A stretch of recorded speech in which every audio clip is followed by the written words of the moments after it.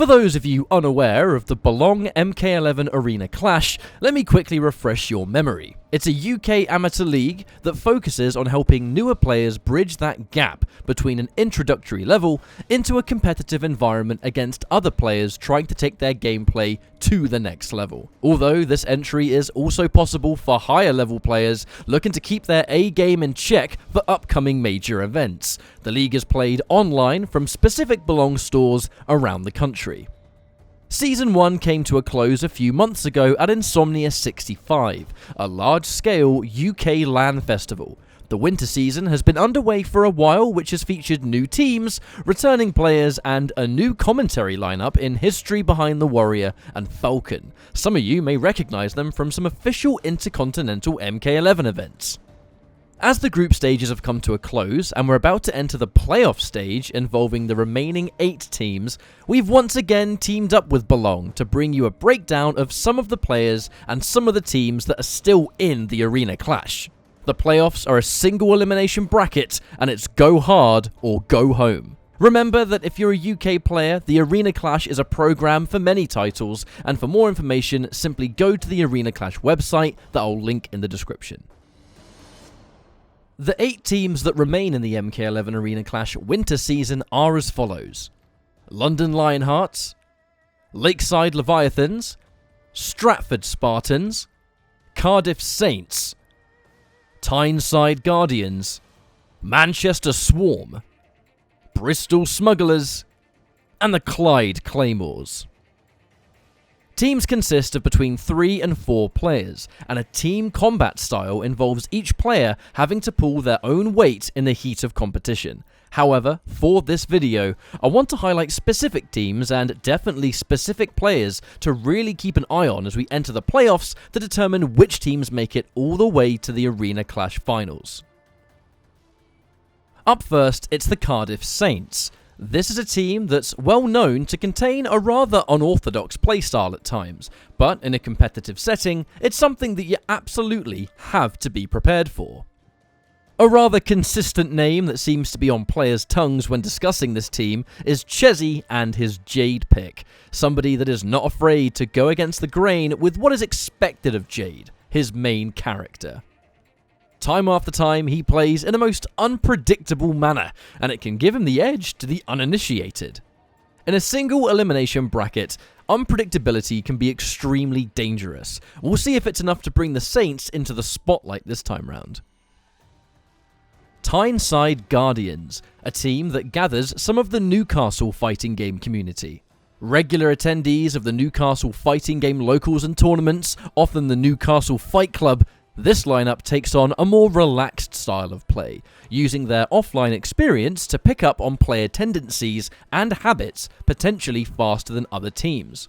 This lineup played in Season 1, but have been doing much better this time round, steadily improving as a group. We'll see if their constant offline practice together makes a difference in the Arena Clash playoffs. They cover a variety of games under their belt expertise-wise, and we all know that variety is the spice of life in a competitive setting. The Guardians are already doing better than they did in the first season, but we'll see if they can push it all the way in the next one. The Manchester Swarm is a team that has a lot of offline experience under their belt. On top of a player base that's no stranger to UK fighting game activity, it's a level of experience that will make them quite a threat to a league like this, and if they bring their A game, could definitely cause some upsets. With a roster featuring the likes of Dante Demons, Equinox, Koenji, and The Matter, there's a lot of fighting game experience shared between them, and all of them have competed at competitive level at some point. We can expect solid gameplay and potential character variety here.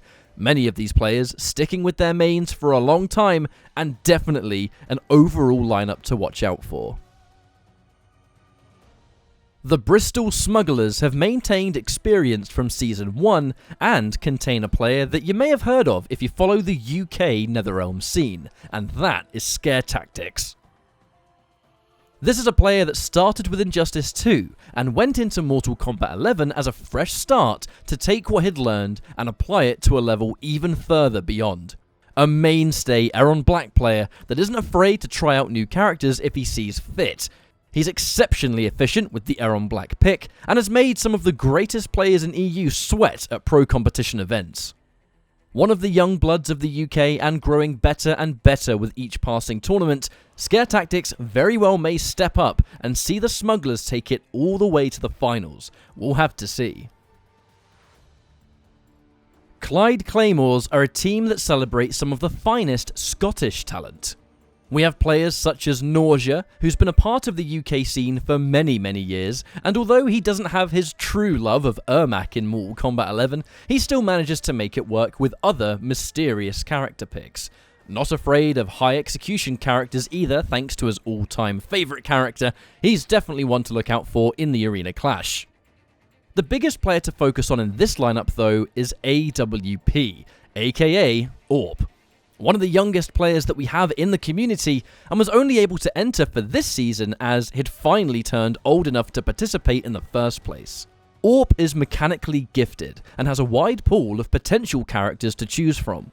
Although his inexperience has often affected his tournament nerves in the past, in 2019 this has simply grown stronger and stronger in his favour, to the point where he's a very dangerous competitor indeed.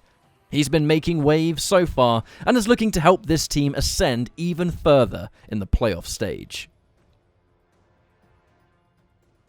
Saving potentially the best for last, we have the London Lionhearts.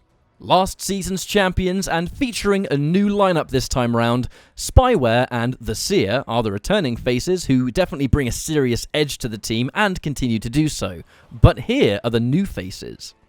Hollow, another player that's been present in the UK Netherrealm community for many years and is extremely well versed in the art of offline competition. He plays with his heart and isn't afraid to make bold and brave reads against you. This is now amplified by the fact that he uses almost exclusively Dark Sabbath Noob Cybot, who hits extremely hard and has many tools to punish the opponent for making a mistake, something Hollow is great at forcing you to do. He's been doing extremely well so far, and the Dark Sabbath is looking to push even further.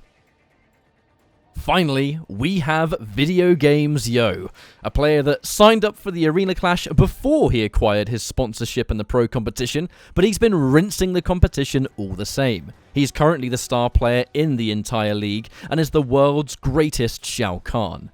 That said, he has a devastating collection of other characters and has the entire cast covered when it comes to matchups. It is virtually impossible to counterpick this guy, and it's no surprise he's been doing as well as he has in the Arena Clash. Be prepared for insane movement, optimized combos, and big body picks. The London Lionhearts are the favourites to win this season, but history hasn't been decided yet. Now we've had a look at some of the teams in this season, it's time for a quick recap. 8 teams will collide head-to-head in the playoff stage of the MK11 Arena Clash to determine who makes it into the final stage of the winter season. There's a lot of upcoming UK talent among these ranks, and now the game's been out for a healthy old while, we're starting to see a really strong amount of growth at the same time. For more information about the Arena Clash in the UK, head to the belong.gg website, of which I'll definitely link in the description. This league has been really good for the upcoming UK player base, and we have started to see players that started in the Arena Clash finally start to dip their toes into the higher level leagues, such as the Pro Competition and Intercontinental Combat. It's been great for the growth, and it's definitely good for the UK that it exists.